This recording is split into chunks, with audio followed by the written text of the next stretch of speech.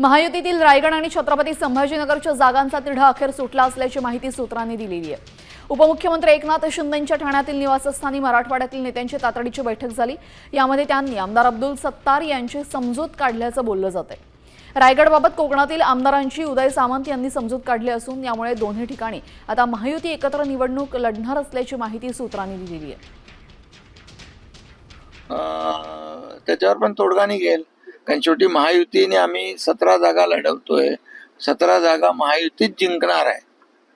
त्यामुळे पूर्णपणे बहुमत जे आहे, मेजॉरिटी आहे, नंबर जे आहेत महायुतीकडे जास्ती आहेत। अब्दुल सत्तार यांना सांगितलेलं आहे महायुतीचा प्रथा आणि महायुतीचे नियम आपण पाळायचे आहेत।